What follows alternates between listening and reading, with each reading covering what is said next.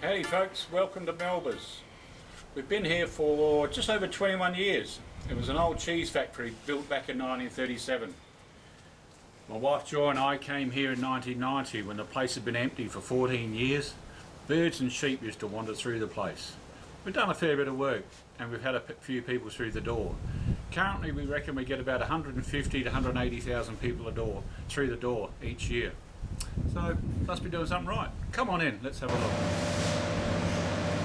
So here we are in the foyer, and we've got a lot of historic gear. This place was the cheese factory, and we've got an old cream separator, centrifuge, steam-driven centrifuge from the laboratory, used to be upstairs, and then a butter cutting machine. To get into the factory, into the main shop area, you've got to pass through a couple of turnstiles. Now they're historic and sentimental for us because we got them from the Adelaide showgrounds, and very kindly let us have two set of turnstiles. And of course there's the disabled gate. Well, if you buy too much, you've got to use the gate, which is good. It's what we hope you do. And this is the shop, folks, the factory shop. We've got well over 300 lines. All different types of confectionery you can possibly imagine, great range of chocolates. On this side of the building is most of our production rooms. Now they were the old cold rooms when it was a cheese factory. So really well insulated, great big heavy doors, and the factory lent itself so well to what we want to do, different production areas.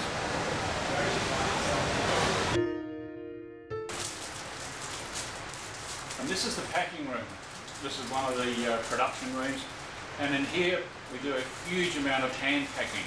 And currently at the moment Shirley's in here getting ready for Easter. The Easter bunny, the Easter Bilby's on the way, won't be long. And we've got our whole range of new moulds that we brought in from Germany last year, and we're making all these wonderful Easter bunnies. And of course, we make the Easter Bilby. And did you know that MELBA'S were the first commercial makers of the Easter Bilby? And we're really, really proud. We've got a standing Bilby and a sitting Bilby. But Shirley ribbonning the rabbits today, and they've all got to be colour coordinated, and all with the special labels as well. And you'll see on the back of the shelf a huge array of different ribbons and bows, and underneath there's a whole different array of baubles and decorations and everything, all handmade, and very, very much colour coordinated as well to match whatever's being packed. On this side of the room we've got all our packaging, cardboard, cellophane, you name it, there's all sorts of things. Big glass bowls for display. This is really is one of the busiest rooms of the factory. And Shirley keeps us all on our toes, that's for sure.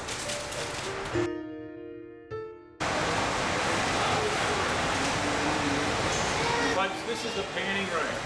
Noisiest room in the factory. And we've got coating pans going, we've got polishing pans going. And Ben's flat out. Ben runs the panning room, so we're going to go in and see what Ben's up to today. Come on into the panning room.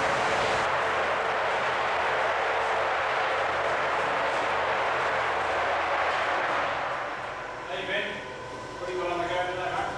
Coating some almonds and apricots, milk chocolate. Okay, and a polishing pan? Yeah, polishing out some dark coffee beans.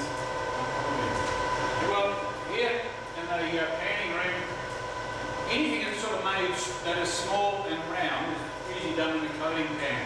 And you notice that the coating pans are much bigger, different colour to the polishing pans. The polishing pans have got either end copper. They run at different speed. Temperature control is absolutely critical. Big mother air conditioner up on the roof, keeping the temperature just right. And we use the dripper to add the chocolate. And different products run at different times and stuff.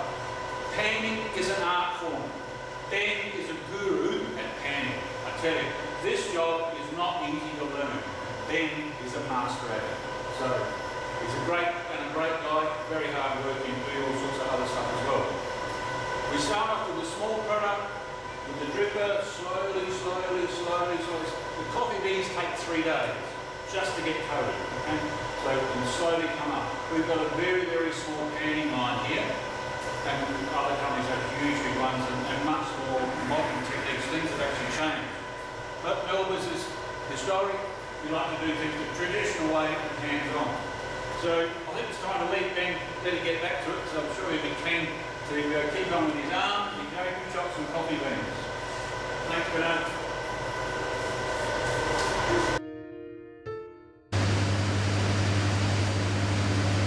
This is the chocolate room. Another really busy room as well at the factory now. Today we made a couple of batches of Rocky Road, and how good is this, eh? Beautiful marshmallows and peanuts and sultanas and things. Now, there's some really wonderful historic machines in this room. Now, these little babies, the two of them here, came from Hoadley's.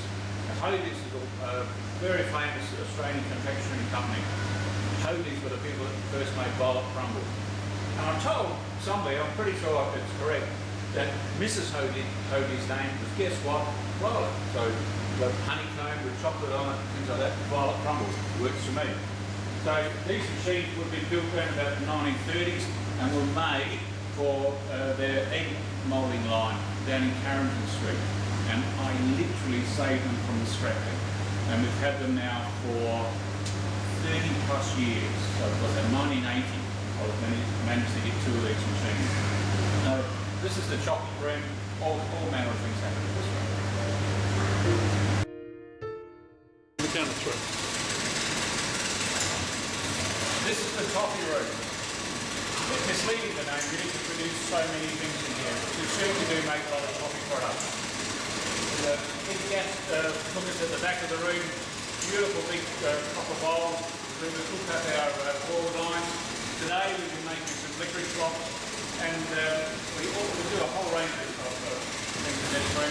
On the side of the toffee room, we've got our chocolate and roller.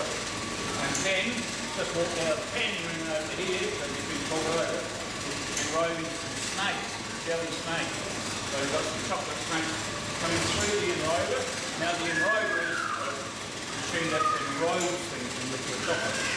And the product passes through the curtain of liquid chocolate, and then goes onto a conveyor belt into the cooling tunnel. The cooling tunnel is 14 metres long, but 15 to 20 minutes to get to the other end. The really important thing about the cooling tunnel is that it has to be a lower temperature in the middle, and each end has to be a slightly higher temperature, so that we don't have condensation on the chocolate when it comes out the other end. So, in the middle of the 40-metre run is the colder section. The chocolate likes to set slowly. You can't accelerate the cooling process of chocolate.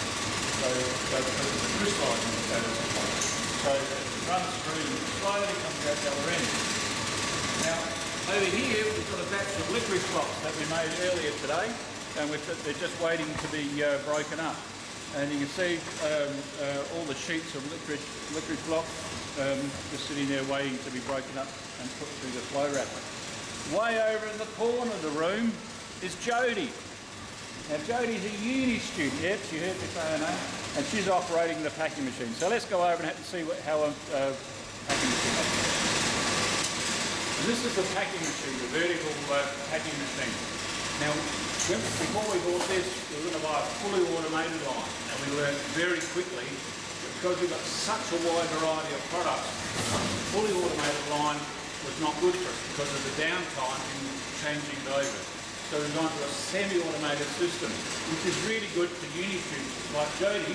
She's a uni student, needs a couple of days of work a week, and so she operates the machine really well. And so she's taking the product out of the box onto the scale, dumbing it down the end, and then hits the button, and the product ends up in a bag.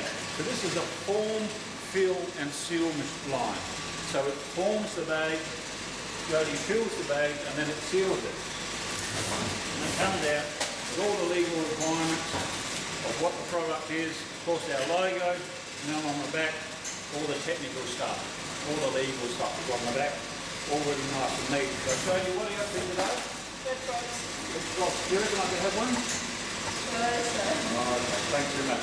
Beautiful red frogs, my favourite. Anyway, over here, folks, is our traffic light line. Now, if you were a baby boomer, you remember traffic lights were around and they were like 3 for a penny or something like that. So we've rebuilt the line.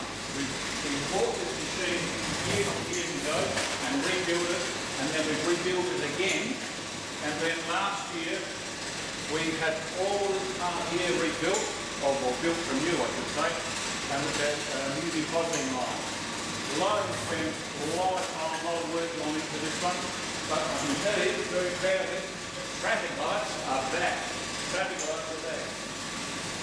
Traffic lights started with Alan Axel, the founder of the Pancake Parlour, came and saw us in 1992, and he said, Graham, the tradition when you visit the Pancake Parlour, we always used to have a great big bowl of traffic lights, and when you paid the bill, you could help yourself with traffic lights. I said, Alan, you don't know that. He said, well, the machine's gone out of action. This is back in 1992.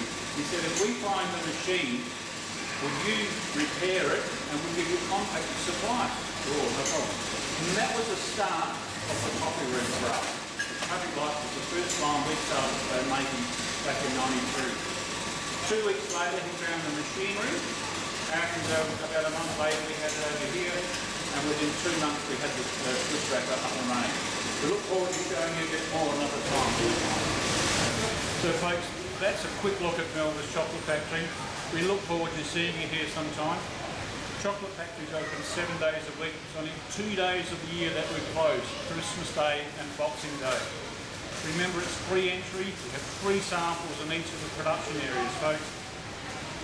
And always remember, www.melbaschocolates.com.au. You can buy it on the net as well, folks.